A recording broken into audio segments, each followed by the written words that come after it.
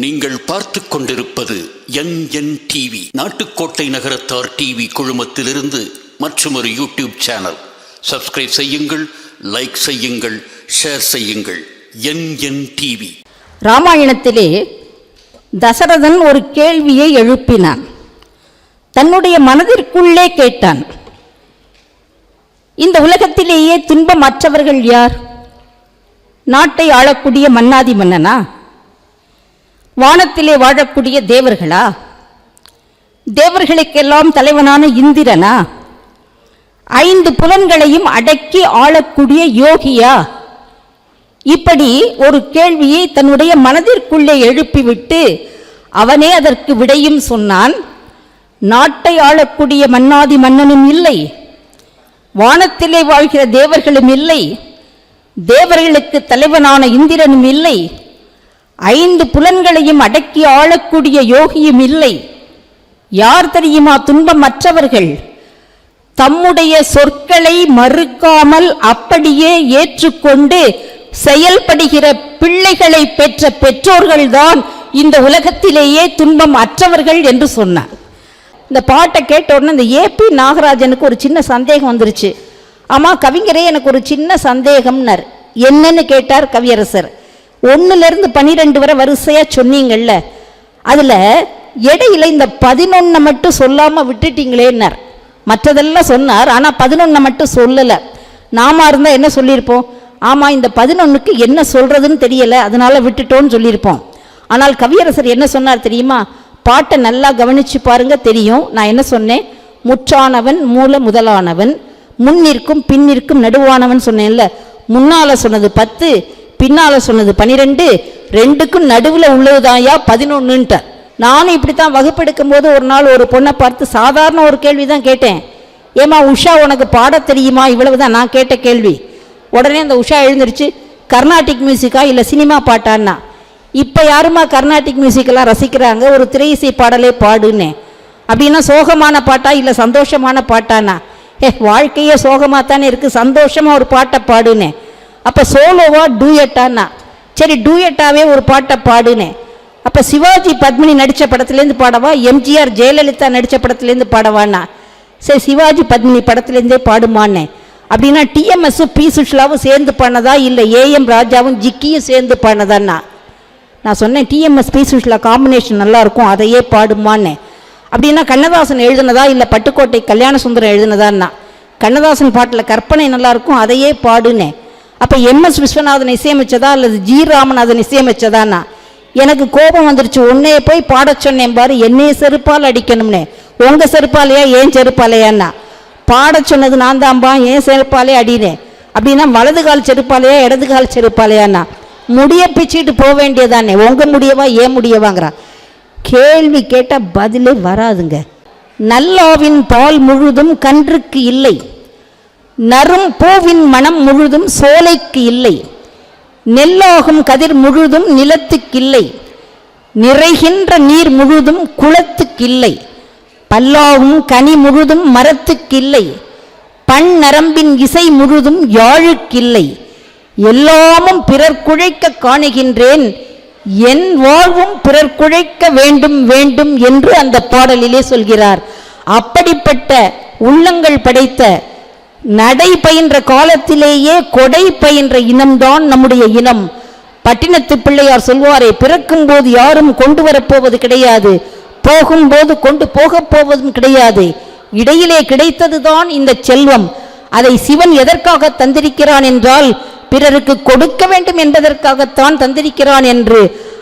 விநாயகனே வினை தீர்ப்பவனே, விநாயகனே வினை தீர்ப்பவனே, வேழமுகத்தோனே ஞான முதல்வனே, விநாயகனே வினை தீர்ப்பவனே, குணாநிதியே குருவேல் சரணம்.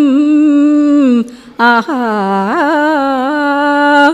குணாநிதியே குருவேல் சரணம், குறைகள் களைய இதுவே தருணம், குறைகள் களைய இதுவே தருணம்.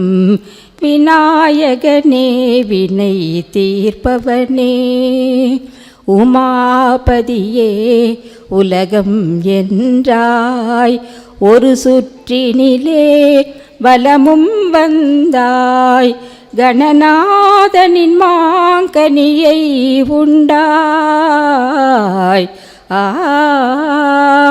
கணநாதனின் மாங்கனியை உண்டாய், கதிர்வேலவனின் கருத்தில் நின்றாய், கதிர்வேலவனின் கருத்தில் நின்றாய்.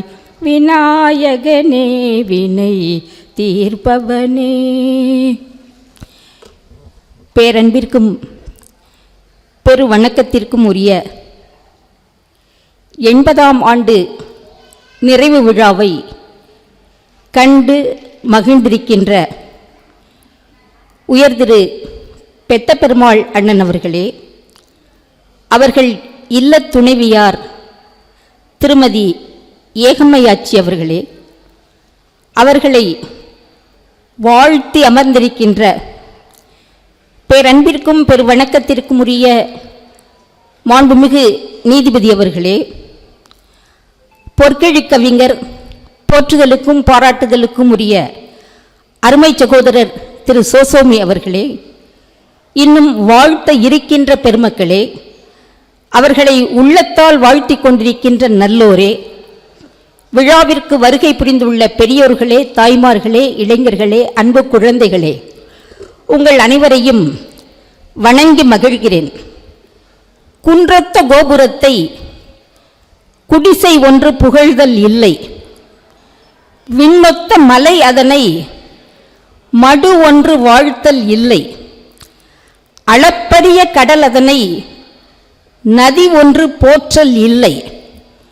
அதைப் போல அகவையால், அறிவால், ஆற்றலால், அனுபவத்தால் சிறியவளாகிய எனக்கு தம்பதியரை வாழ்த்தக்கூடிய தகுதி இல்லை என்றாலும், நான் படிக்கின்ற தமிழுக்கு தகுதி உண்டு என்பதனாலே அவர்களை நான் வாழ்வாங்கு வாழ வாழ்த்துகிறேன்.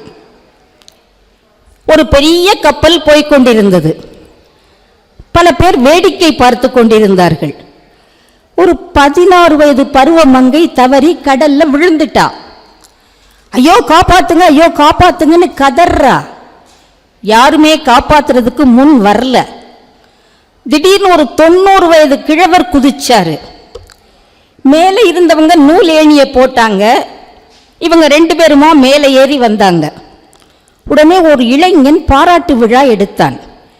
இவ்வளவு பேர் கூடியிருக்கிற இடத்துல உங்களுடைய வயதையும் பார்க்காமல், உயிரையும் பொருட்படுத்தாமல் துணிந்து காப்பாற்றினீர்களே, உங்களுக்கு வீரக்கிழவர் என்ற பட்டத்தை அளித்து பொன்னாடை போர்த்தி கௌரவிக்கிறேன் என்று சொன்னான்.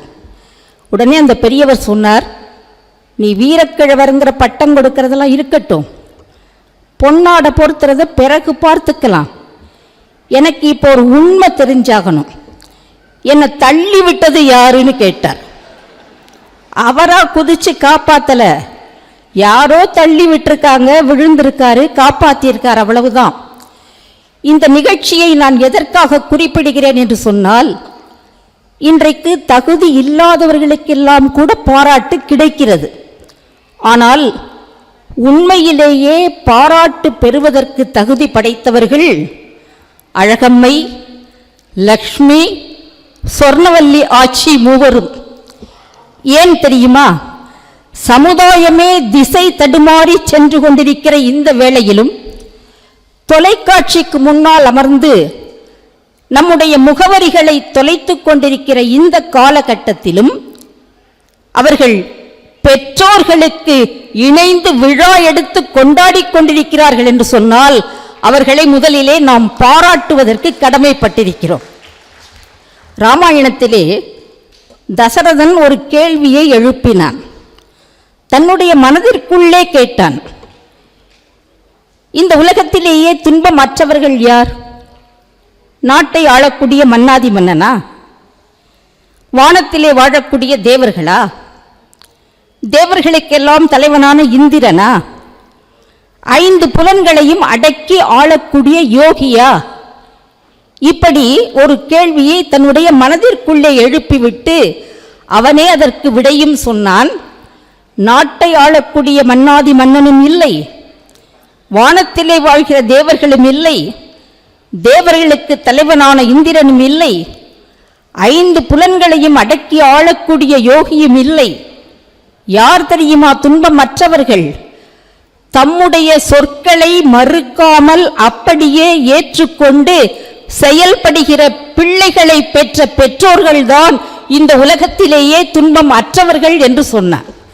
அப்படிப்பட்ட பெண் பிள்ளைகளை பெறுவதற்கு உண்மையிலேயே இந்த பெற்றோர்கள் தவம் செய்திருக்க வேண்டும். இந்த அருமையாக ஒரு கருத்தை சொன்னாங்க பெயர் பற்றி.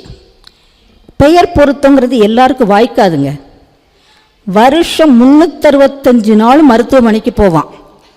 அவனுடைய பெயர் என்ன தெரியுமா? ஆரோக்கியசாமி. தொண்டையை திறந்தா கழுத கணக்கிற மாதிரி இருக்கும், ஆனால் பெயரோ தேன்மொழி. வாயை திறந்தா பொய்யை தவிர எதுவுமே வராது, பெயர் மெய்யப்பன்.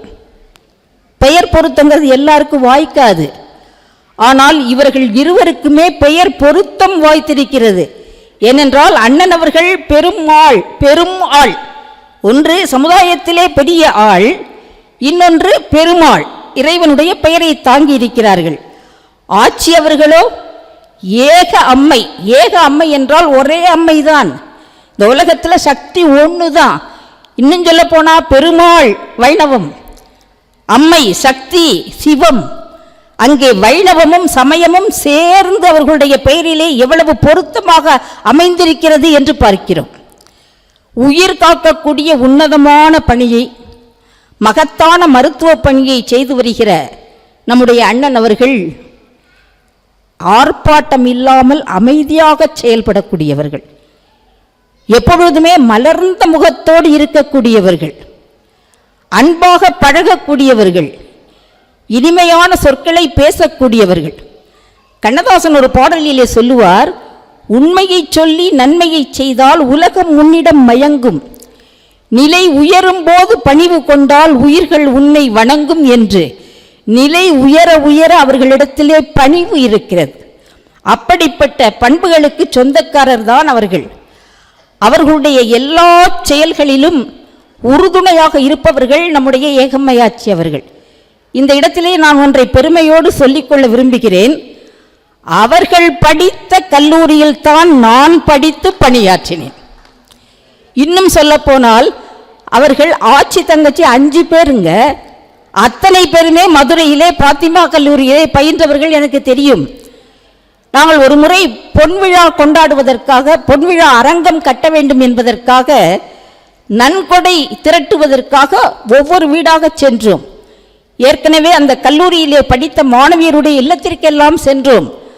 அப்படி நான் அவர்கள் வீட்டிற்கும் சென்றிருக்கிறேன். அப்போது நன்கொடை கொடுத்தவர்கள் அவர்கள் எனக்கு இன்னும் அது பசுமர தாணி போல பதிந்திருக்கிறது. அப்படிப்பட்ட கொடை உள்ளம் படைத்தவர்கள். இன்னும் சொல்ல போனால் கண்ணதாசன் ஒரு பாட்டில் சொல்லுவார்ல, என் தேவையை யார் அறிவார், உன்னை போல் தெய்வம் ஒன்றே அறியும் என்று சொல்லுவார். அது அண்ணன் ஆட்சியை பார்த்து பாட வேண்டிய பாடல். என் தேவையை யார் அறிவார், உன்னை போல் தெய்வம்னா என்ன அர்த்தம்?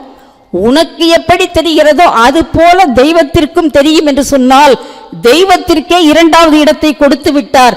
அந்த அளவிற்கு அத்தனையிலும் உறுதுணையாக இருந்து அவர்களுக்கு இன்னும் அத்தனையிலும் சொன்னாங்கல்ல, நிர்வாக திறமையெல்லாம் அவர்கள் தான் கட்டி காத்தார்கள் என்று. எனவே அந்த பிஒய் மகாலிலேயே அவர்கள் எப்படி 50 விழுக்காடு கொடுத்து 2ம் 1 என்பதை காட்டியிருக்கிறார்கள் என்றெல்லாம் பார்க்கிறோம். ஏன்னா எனக்கு அண்ணன் சொல்லிய போது என்ன சொன்னார்கள் தெரியுமா? நீங்கள் என்னுடைய 80வது ஆண்டு விழாவிலே பேச வேண்டும். அதில் எதை பற்றி பேச வேண்டும் என்று சொன்னால் நம்முடைய நகரத்தாருடைய பெருமையை பற்றி பேச வேண்டும் என்று சொன்னார்கள். எங்களை சில வரிகளிலே வாழ்த்திவிட்டு நகரத்தாருடைய பண்பாடு, நகரத்தாருடைய பெருமையை பற்றி நீங்கள் பேச வேண்டும் என்று சொன்னார்கள்.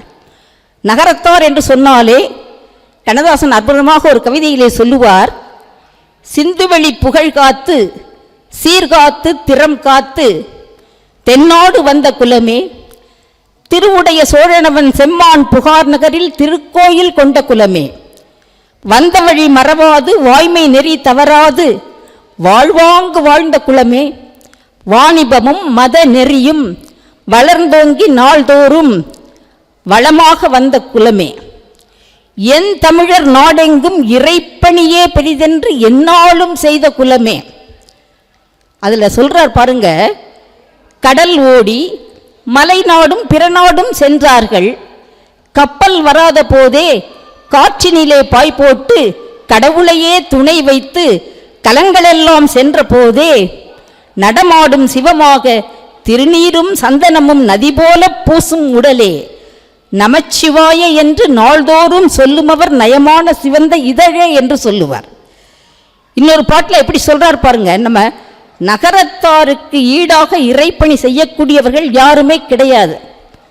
அதனாலதான் ஒரு பாடலிலே பதிவு செய்கிறார், காசி விசாலாட்சி கவின்மதுரை மீனாட்சி கட்டி உள்ள ஆடைகளும் கழுத்தில் உள்ள பொன் நகையும் சுற்றி வரும் மண்டபமும் தூக்கி வரும் வாகனமும் முற்றும் அழியாத மொட்டை கோபுரத்தழகும் அண்ணாமலையார் அமர்ந்திருக்கும் பேரழகும் ஆக்கி படைத்தவர்கள் அருகிருந்து காத்தவர்கள் நாட்டுக்கோட்டை வளர்த்த நகரத்தார் அல்லேமோ என்று பறைசாற்றுகிறார்னு பார்க்கிறோம்.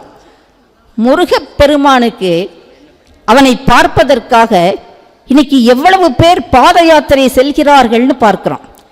நம்முடைய குலம் எப்படிப்பட்ட குலம்ங்கிற அந்த செய்தியை ஒரு பாட்டில் எப்படி சொல்றார் பாருங்க, அள்ளி கொடுப்பதில் வல்லமை பெற்றவன் அப்பன் பழனியப்பன், தினம் அச்சம் தவிர்ப்பவன் ஆறுதல் சொல்பவன் அப்பன் பழனியப்பன், கள்ளம் கபடம் இல்லாதவர் தம்மிடம் காவலில் வந்து நிற்பான், தினம் கால்நடையாய் வரும் மானிட ஜாதியை கண்டு கழித்திருப்பான், துள்ளி வரும் வடிவேலுக்கு மேலொரு ஜோதி பிழம்பும் உண்டோ, கையில் சுப்பையன் போலொரு அற்புத தெய்வத்தை சொல்ல மொழியும் உண்டோ, வெள்ளி முகம் கண் பணி ரெண்டையும் கண்டபின் வேறொரு சொர்க்கம் உண்டோ, ஆண்டி வேடத்திலாயினும் வீரத்திலாயினும் வேலனை வெல்வதுண்டோ, பக்தருக்கென்று திறந்திருக்கும் தென் பழனியை கண்டு கொள்வோம், அங்கு பாலபிஷேகமும் தேனபிஷேகமும் செய்து பணிந்திடுவோம், கொட்டி கொடுப்பவன் கோவிலை பார்த்திட கோஷமிட்டோடிடுவோம், முள்ளும் குத்தட்டுமே கல்லும் தட்டட்டுமே வலி கொஞ்சமும் கண்டு கொள்ளோம், 6 60 ஆன 20 ஆடி நடந்து செல்வோம், சில ஆனந்த பாடல்கள் வேலனை பாடட்டும் அன்புடன் உகந்து செல்வோம், ஊர்கள் ஓடட்டும் உமையவள் மைந்தனை உச்சத்தில் வைத்திருப்போம், கையில் உள்ளதை அன்னவன் கோவிலுக்கே தந்து மிச்சத்தில் வாழ்ந்திருப்போம் என்று அந்த கவிதையை நிறைவு செய்கிறார். எனவே இறைப்பணிக்காக கொட்டி கொட்டி கொடுக்கக்கூடிய குலம்தான் நம்முடைய குலம். அதற்கு போக என்ன எஞ்சி இருக்கிறதோ அதை நாம் வைத்து குடும்பத்தை நடத்துவோம் என்று அந்த கவிதையிலே பாடுகிறார் அப்படின்னு பார்க்கிறோம். இப்படி இப்போ நம்முடைய குலத்தினுடைய பெருமைன்னு வச்சுக்கோங்க. ஒரு காலத்தில் எப்படின்னா வட்டி கடை மட்டும்தாங்க வச்சுருந்தாங்க. அதனால தான் என்ன சொல்லுவாங்க தெரியுமா, வட்டியில் சாப்பிடு வட்டியில் சாப்பிடும்பாங்க. இன்றைக்கி வட்டியெல்லாம் போயிடுச்சு, இன்றைக்கெல்லாம் தட்டுன்னு வந்துருச்சு. அன்றைக்கி வட்டியில் சாப்பிடுன்னு ஏன் சொன்னாங்க தெரியுமா, அசலில் சாப்பிட்றாத முதல்ல சாப்பிட்றாத வட்டியில் சாப்பிடு, ஏன்னா வட்டி கடை வைத்த காலம். ஆனால் அந்த காலமெல்லாம் இன்னைக்கு மலையேறி போயிருச்சு. எல்லா தொழில்துறையிலையும் இன்னைக்கு நம்முடைய நகரத்தார்கள் முன்னேறி கொண்டு வந்து விட்டார்கள் அப்படின்னு பார்க்கிறோம். எது அழியாத செல்வம் அப்படிங்கிறத வள்ளுவர் ரொம்ப அற்புதமாக சொன்னார். கேடில் விழிச்செல்வம் கல்வி, ஒருவருக்கு மாடு அல்ல மற்றையவைன்னு சொன்னார். அழிவில்லாத செல்வம் அப்படின்னு கேட்டால் அது கல்வி செல்வம் தான். மற்ற செல்வம் எல்லாம் அழியக்கூடிய செல்வம். அதனால தான் விவேக சிந்தாமணி சொன்ன போது, வெள்ளத்தால் அழியாது, வெண்தணலால் வேகாது, கள்வரால் கொள்ளத்தான் முடியாது, கொடுத்தாலும் நிறைவன்றி குறைவுறாது என்று சொன்னார். அப்படிப்பட்ட கல்வி செல்வத்தை எப்படியெல்லாம் நம்முடைய நகரத்தார் பெருமக்கள் கட்டி காத்தார்கள் தெரியுமா? இன்னும் சொல்ல போனால் கல்வி அப்படின்னு சொன்னாலே நம்முடைய கண்முன் தோன்றுபவர்கள் யார்? வள்ளல் அழகப்ப செட்டியார், அண்ணாமலை செட்டியார், தியாகராஜ செட்டியார், சேபுகன் செட்டியார், இவர்களெல்லாம் கல்விக்காக செய்தார்கள். இந்த மற்றவர்களுக்கும் நம்முடைய நகரத்தார்களுக்கும் உள்ள ஒரே ஒரு வேறுபாட்டை சொல்றேன். இன்னைக்கு எத்தனையோ பேர் கல்வி நிறுவனங்களை ஏற்படுத்தி இருக்கிறார்கள், கல்வியை கொடுக்கிறார்கள். ஆனால் நகரத்தார்களுக்கும் அவர்களுக்கும் என்ன வேறுபாடு தெரியுமா? இன்றைக்கு மற்றவர்கள் எல்லாம் கற்கின்ற அந்த கல்வி நிறுவனங்களை விற்கின்ற வியாபார கூடங்களாக மாற்றிவிட்டார்கள். ஆனால் கல்வி என்று வந்தால் அதற்கு நன்கொடையே வாங்காமல், ஒரு பைசா கூட வாங்காமல் கல்விக்கு இடம் கொடுக்கக்கூடியவர்கள் யார் என்று சொன்னால் நம்முடைய நகரத்தார் பெருமக்கள் தான். அதை நாம் பெருமையோடு சொல்லிக்கொள்ள முடியும். அப்படிப்பட்டவர்கள் நம்முடைய இனத்தில் தொழில் கேட்கவா வேணும்? ஆலைகள், எத்தனை ஆலைகள்! கண்ணதாசன் ஒரு பாட்டில் ரொம்ப அற்புதமாக சொல்வார் பாருங்க, தொழிற்சாலையை பற்றி. பருத்தி ஒரு கந்தல் துணியினுடைய கதையைத்தான் சொல்லுவார். அதில் சொல்றார், கரிசல் காட்டு கழனியில் சில கால்கள் உழுத உழவு, சில கைகள் கனிந்த கனிவு, குடிசை எரிக்கும் விளக்கின் ஒளியைப் போல இலைகள் இரண்டு வரவு, அதில் இயற்கை கலந்த அழகு. பருத்தி என்றொரு செடி வளர்ந்தது பருவ பெண்ணை போலே அந்த கரிசல் கழனி மேலே, அது சிரித்த அழகில் காய் வெடித்தது சின்ன குழந்தை போலே அந்த வண்ணச் செடியின் மேலே. பருத்தி எடுத்து கொட்டை பிடித்து பஞ்சு குவியல் ஆச்சு, மில்லை பார்த்து பயணம் போச்சு. இப்படி அந்த கவிதை தொடர்ந்து போகும். இப்படி பருத்தி எப்படி உருவாகிறது, எப்படி நூல் அந்த நெசவு நெய்யப்படுகிறது என்பதையெல்லாம் அந்த கவிதையிலே சொல்லுவாரே, அப்படிப்பட்ட தொழிற்சாலைகளை எல்லாம் ஏற்படுத்தி எத்தனையோ பேருக்கு வாழ்வு தந்து கொண்டிருப்பவர்கள் நம்முடைய நகரத்தார் பெருமக்கள்னு பார்க்கிறோம். இந்த நகரத்தாரில் சில குறிப்பிடத்தகுந்தவர்களை மட்டும் நான் சொல்லி, ஏன்னா எனக்கு இட்ட ஆணையே அதுதான், நகரத்தாருடைய பெருமையை நீங்கள் சொல்ல வேண்டும் என்பதுதான். அதனால ஒரு 2-3 பெருமக்களை மட்டும் நான் இங்கே குறிப்பிட்டு சொல்லி என்னுடைய உரையை நிறைவு செய்ய விரும்புகிறேன். தனதத்தன் ஒரு வணிகன், அந்த தனதத்தனுக்கு ஒரு பெண் குழந்தை. அந்த குழந்தை திருமகள் போல அழகு. அதுக்கு என்ன பேர் தெரியுமா? புனிதவதி. காரைக்கால்ங்கிற ஊரில் பிறந்ததுனால காரைக்கால் அம்மையார்னு பெயர் பெற்றாரும் பார்க்கிறோம். நம்முடைய நகரத்தார் இனத்தை சேர்ந்த பெண்மணி புனிதவதியார். ஒரு குழந்தையுடைய எதிர்காலம் எப்படி இருக்குங்கிறத எதை வைத்தே முடிவு செய்ய முடியும் தெரியுமா? அது விளையாடுற விளையாட்டை வச்சே முடிவு செய்யலாம். சில குழந்தைங்க பார்த்தீங்கன்னா இந்த செப்பு சிட்டி இதெல்லாம் வச்சுக்கிட்டு சமைச்சு, இது அம்மாவுக்கு அப்பாவுக்கு அத்தைக்கு மாமாவுக்கு அப்பத்தாவுக்கு ஆயாவுக்குன்னு கொடுத்து விளையாடும். அப்படின்னா என்ன அர்த்தம்? அது எதிர்காலத்தில் இல்லத்து அரசியாக ஆக விரும்புதுன்னு அர்த்தம். சில குழந்தைங்க பார்த்தீங்கன்னா கையில் வந்து ஒரு குச்சியை வச்சுக்கிட்டு, ஏய் அமைதியாரு, பேசாத, உட்காரு, அடக்குங்க போ அப்படின்னு விளையாடும். அப்படின்னா என்ன அர்த்தம்? எதிர்காலத்தில் அது வாத்தியாராக போகுதுன்னு அர்த்தம். இந்திரா காந்தி பார்த்தீங்கன்னா என்ன செய்வாராம், எதிரில் வந்து பொம்மைகளை நிறுத்திவிட்டு அதற்கு மறுபுறம் வந்து சிப்பாய் பொம்மைகளை நிறுத்தி சிப்பாய் பொம்மைகளை வைத்து அதை தட்டி விளையாடுவாராம். அவர் தான் நாட்டை காக்க வந்த வீராங்கனையாக மாறினார்னு பார்க்கிறோம். அப்படி இந்த புனிதவதியார் சின்ன குழந்தையா இருக்கும்போது என்ன விளையாட்டு விளையாடினார் தெரியுமா? இந்த மண் வீடு கட்டி விளையாடுவாராம். விளையாடும் போதே சிவனுடைய நாமத்தை சொல்லி சொல்லி விளையாடுவாராம். அதை சேக்கிழார் சொல்கிறார், வண்டல் பயில்வனையெல்லாம் வளர் மதியம் புனைந்த சடை அண்டர்பிரான் திருவார்த்தை அணைய வருவன பயின்று என்று சொல்லுவார். ஏன்னா நமச்சிவாயங்கிற மந்திரத்தை சொல்லாமல் அவரால் இருக்கவே முடியாது. வள்ளல் பெருமகனார் அற்புதமாக ஒரு பாட்டில் பாடுவார், பெற்ற தாயை மகமறந்தாலும் பிள்ளையை பெறும் தாய் மறந்தாலும் உற்ற தேகத்தை உயிர் மறந்தாலும் உயிரை மேவிய உடல் மறந்தாலும் கற்ற நெஞ்சகம் கலை மறந்தாலும் கண்ணில் நின்று இமைப்பது மறந்தாலும் நல்தவர் உள்ளிருந்தோங்கும் நமச்சிவாயத்தை நான் மறவேனே. அந்த நமச்சிவாய மந்திரத்தை சொல்கிறத மறக்கவே மாட்டேன்னு வள்ளல் பெருமானார் பாடினார். அது மாதிரி அந்த காரைக்கால் அம்மையார் புனிதவதியார் நமச்சிவாயங்கிற மந்திரத்தை சொல்லிகிட்டே இருப்பார். யாராவது வீட்டிற்கு அடியவர்கள் வந்தால் நல்ல திரு அமுது கொடுப்பார். அவர்களுக்கு செம்பொன் செழுமணி செழும் துகில் எல்லாம் கொடுப்பார். அவர்களுக்கு வேண்டுவனவற்றை எல்லாம் விரும்பி கொடுப்பார். மாங்கனி கதையெல்லாம் நான் இப்போ சொல்ல விரும்பலை, எல்லாருக்கும் தெரிஞ்ச கதை தான். எல்லாம் பக்தியினால மாம்பழத்தை எல்லாம் வரவழைத்து கொடுத்துட்டாரு. கடைசியில் கணவனே வேண்டாம்னு துறந்து போயிட்டான். மறுபடியும் அவரோடு சேர்ப்பதுன்னு சுற்றத்தார் கூட்டிகிட்டு போகிறாங்க. ஆனால் அவன் மறுத்து விடுகிறான். அதனால் கணவனுக்கு பயன்படாத இந்த உடம்பு எதற்கு என்று சொல்லிவிட்டு வானும் மண்ணும் வணங்கத்தகுந்த பேய் வடிவத்தை எடுத்துக்கொண்டு தலையாகலே நடந்து கைலைக்கு போகிறார். அப்போ அம்மை பார்த்து கேட்கிறார், இந்த எலும்பு உருவத்தோட ஒருத்தர் வர்றாரே யாரு அப்படின்னு. கேட்ட உடனே சிவபெருமான் சொன்னார், வரும் இவள் நம்மை பேணும் அம்மைகான் என்று சொன்னார். வர்றது யார் தெரியுமா? நம்மையே பேணக்கூடிய அம்மை. இறைவனுக்கே என்ன ஆசைனா, நமக்கு ஒரு தாய் இல்லையே, தனக்கு ஒரு தாய் வேணுமேன்னு சொல்லி யாரை அம்மையாக அழைத்தார்? காரைக்கால் அம்மையாரை அம்மையாக அழைத்தார்னு பார்க்கிறோம். என்ன வரம் வேண்டும்னு கேட்டார். கேட்டவுடனே இவர் சொன்னார், பிறவாமை வேண்டும், மீண்டும் பிறப்பு உண்டேல் உமை என்றும் மறவாமை வேண்டும், இன்னும் வேண்டும் நாள் மகிழ்ந்து பாடி அரவா நீ ஆடும்போது உன் அடியின் கீழ் இருக்க என்று வரம் கேட்டார். நான் பிறக்கவே கூடாது, ஒருவேளை பிறவி என்ற ஒன்று இருக்குமானால் உன்னை நான் மறக்க கூடாது, நீ ஆடும்போது உன்னுடைய அடியின் கீழ் இருந்து பாடிக்கொண்டிருக்க வேண்டும்னு வரம் கேட்டார். என்னைக்குமே ஆடுறவங்க நின்று கொண்டு தான் ஆடுவாங்க, பாடுறவங்க அமர்ந்து கொண்டு தான் பாடுவாங்க. இன்னைக்கும் நீங்கள் சிவன் ஆலயத்தில் பார்த்தீங்கன்னா தெரியும், 63 நாயன்மார்களுடைய சிலை இருக்கும். அதில் மற்றவர்கள் எல்லாம் நின்ற கோலத்தில் இருப்பாங்க.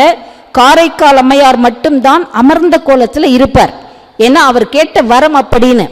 இப்போ நினைச்சு பாருங்க, இந்த உலகத்திலே 1000 உறவுகள் உண்டு என்று சொன்னால் அவற்றுள்ளெல்லாம் உன்னதமான உறவு என்றால், ஈடு இணை இல்லாத உறவு என்று சொன்னால், தன்னிகர் இல்லாத தனிச்சிறப்பு மிக்க தலையாய உறவு என்று சொன்னால் அது தாய் உறவு தான். அந்த தாயாக ஏற்றுக்கொண்டார் சிவபெருமான்னு பார்க்குறோம்.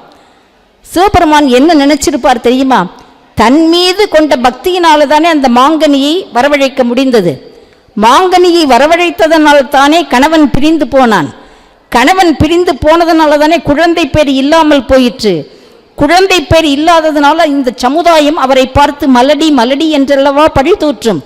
அதற்கு தான் ஒரு காரணமாக இருந்து விட்டேமே என்று எண்ணிக்கொண்டு தன்னையே குழந்தையாக்கி கொண்டு அந்த புனிதவதியாரை காரைக்கால் அம்மையாரை அம்மையே என்று அழைத்தார் என்று சொன்னால், நம்முடைய இனத்திலே தோன்றிய ஒரு பெண்மணி இறைவனுக்கே அம்மையானார் என்றால் அந்த பெருமை நம்முடைய இனத்திற்கு சேரும்.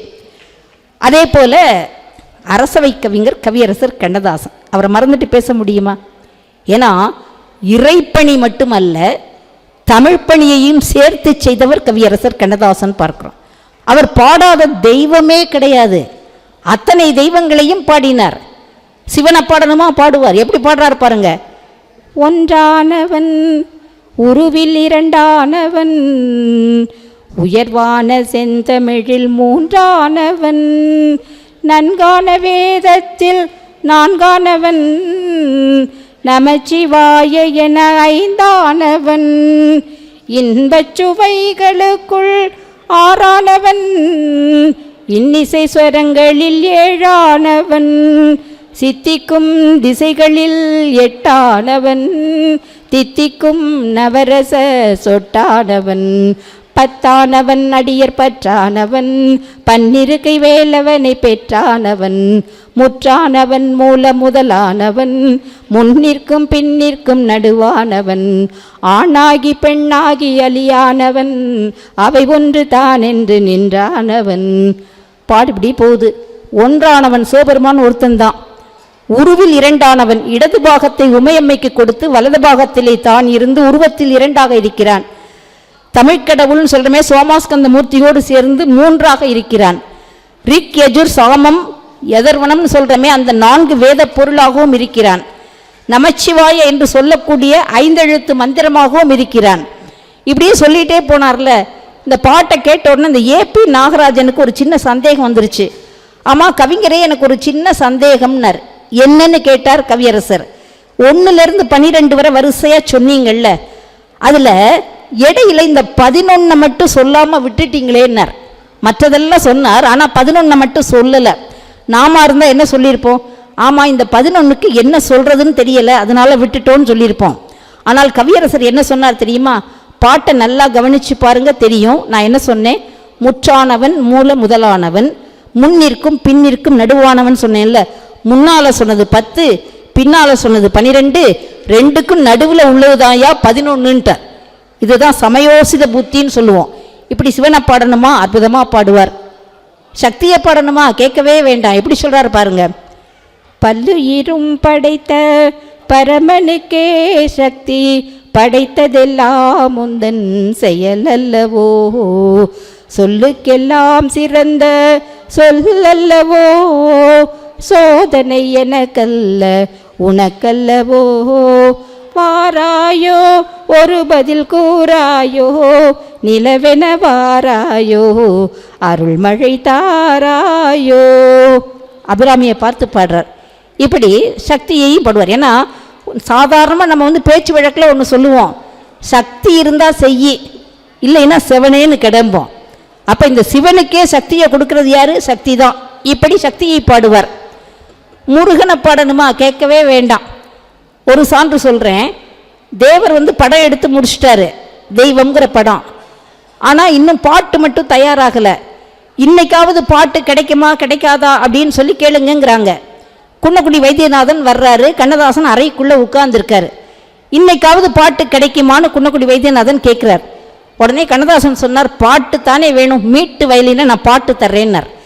இந்த வயலின் போவை எந்த அளவிற்கு வேகமாக மீட்டினாரோ அந்த அளவிற்கு சொற்கள் மடை திறந்த வெள்ளமென பெருக்கெடுத்து ஓடி வந்தனன்னு பார்க்கிறோம். எப்படி பாடுறார் பாருங்க.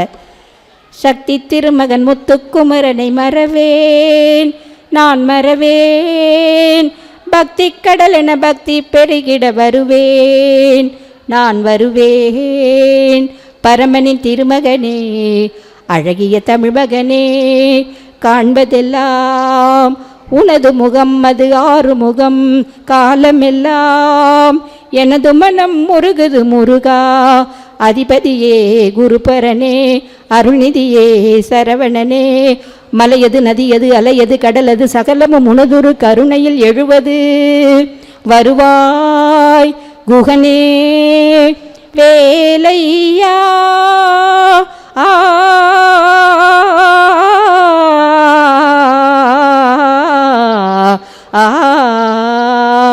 மருதமலை மாமணியே முருகையா, தேவரின் குலம் காக்கும் வேலையா, மருதமலை மாமணியே முருகையா. இந்த பாட்டை பாடினோடனே அப்படி சின்னப்ப, ஏன்னா சின்னப்ப தேவர் தான் கண்ணதாசனை ஆதரித்தவர். உடனே ஒரு பிளாங்க் செக்கையே எடுத்து கொடுத்து எவ்வளவு வேண்டுமோ நிரப்பிக்கொள்னு சொன்னார். காரணம் என்ன தெரியுமா? வானத்திலே வாழ்கிற தேவர்களை காத்தவனும் முருகப்பெருமான் தான், சின்னப்ப தேவருடைய குலத்தை வாழ்வித்துக் கொண்டிருப்பவனும் முருகப்பெருமான் தான். அந்த அடிக்கு மயங்கி போய் பிளாங்க் செக்கையே எடுத்து கொடுத்தார் அப்படின்னு பார்க்குறோம். இப்படி முருகனை பாடுவார். எனக்கு சோசோமி அண்ணன் பேசும்போது ஒரு நிகழ்ச்சி தான் நினைவுக்கு வந்துச்சு. ஏன்னா அடிக்கடி பார்த்தீங்களா பேசும்போதெல்லாம் உங்களை பார்த்து என்ன பண்ணாங்க, கேள்வி கேட்டுக்கிட்டே இருந்தாங்க. கேள்வி கேட்டு யாருக்கு தெரியும் சொல்லுங்க சொல்லுங்க. எனக்கு வகுப்பில் நடந்த ஒரு நிகழ்ச்சி தான் நினைவுக்கு வருது. நானும் இப்படி தான் வகுப்பு எடுக்கும்போது ஒரு நாள் ஒரு பொண்ணை பார்த்து சாதாரண ஒரு கேள்வி தான் கேட்டேன். ஏமா உஷா உனக்கு பாட தெரியுமா? இவ்வளவு தான் நான் கேட்ட கேள்வி. உடனே அந்த உஷா எழுந்திருச்சு, கர்நாடிக் மியூசிக்கா இல்லை சினிமா பாட்டான்னா. இப்போ யாருமா கர்நாடிக் மியூசிக்கெல்லாம் ரசிக்கிறாங்க, ஒரு திரையிசை பாடலே பாடுன்னு. அப்படின்னா சோகமான பாட்டா இல்லை சந்தோஷமான பாட்டானா? வாழ்க்கையே சோகமாக தானே இருக்குது, சந்தோஷமாக ஒரு பாட்டை பாடுன்னு. அப்போ சோலோவா டூயட்டான்னா? சரி டூயட்டாவே ஒரு பாட்டை பாடுன்னு.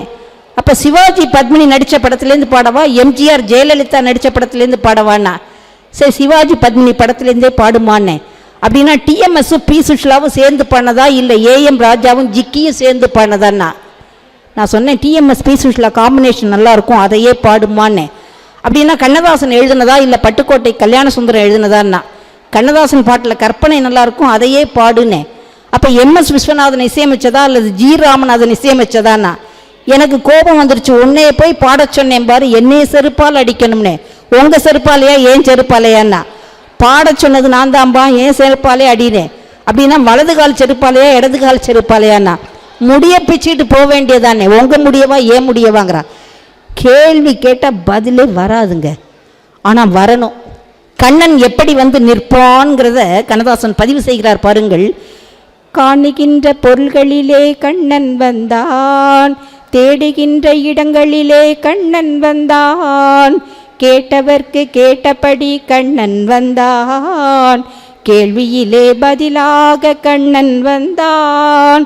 தர்மம் என்னும் தேரிலேறி கண்ணன் வந்தான். தாழாத துயர் தீர்க்க கண்ணன் வந்தான். கண்ணன் வந்தான், மாய கண்ணன் வந்தான். ஏழை கண்ணீரை கண்டதும் கண்ணன் வந்தான். கண்ணன் வந்தான். ஆஹா, இப்படி கண்ணதாசனுடைய அந்த தமிழ் பணியை, இறைப்பணியை சொல்லிக்கொண்டே போகலாம்.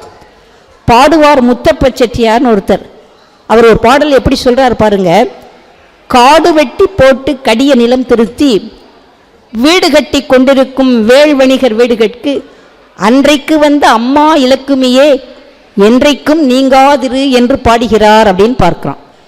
இப்படி நகரத்தாரிலே குறிப்பிடத்தக்கவர்கள் என்று சொன்னால் விரல் விட்டு, இன்னும் சொல்லப்போனால் நாம் விரல் விட்டு சொல்ல விட முடியாது, அந்த அளவிற்கு பெருமையோடு சாதனை படைத்த பெருமக்கள் ஏராளமாக நிறைந்திருக்கிறார்கள்.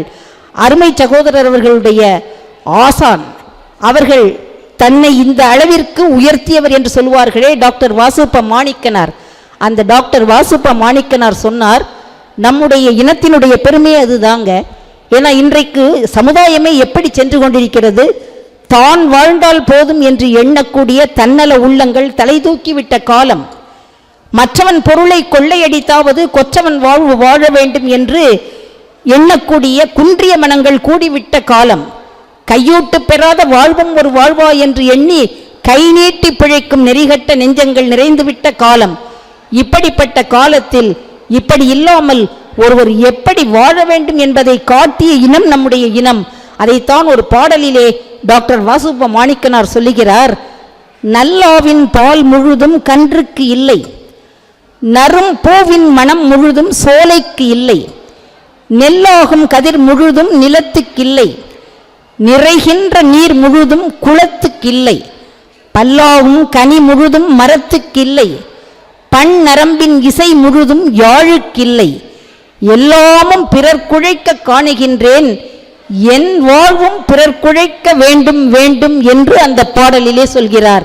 அப்படிப்பட்ட உள்ளங்கள் படைத்த நடை பயின்ற காலத்திலேயே கொடை பயின்ற இனம்தான் நம்முடைய இனம். பட்டினத்து பிள்ளையார் சொல்வாரே, பிறக்கும் போது யாரும் கொண்டு வரப்போவது கிடையாது, போகும்போது கொண்டு போகப் போவதும் கிடையாது, இடையிலே கிடைத்ததுதான் இந்த செல்வம்.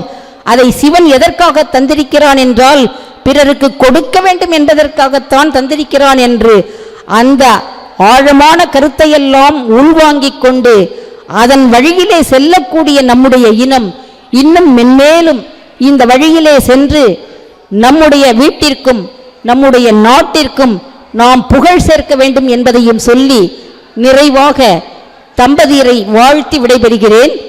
கம்பன் கவியில் காணும் பொருள் போல் அவர்கள் வாழ்வு உயரட்டும், வீணையில் மீட்டும் தெவிட்டா இசை போல் இனிமை பெருகட்டும், வயலில் குலுங்கும் சென்னல் கதிர் போல் வளமை சேரட்டும், என்றும் அழியா கன்னி தமிழ் போல் அவர்கள் ஆயுள் நீளட்டும் என்று சொல்லி அதற்கு எல்லாம் வல்ல இறைவனுடைய இன் அருளை வேண்டி இந்த நல்ல வாய்ப்பிற்கு என்னுடைய மனமார்ந்த நன்றியை கூறி விடைபெறுகிறேன். நன்றி, வணக்கம்.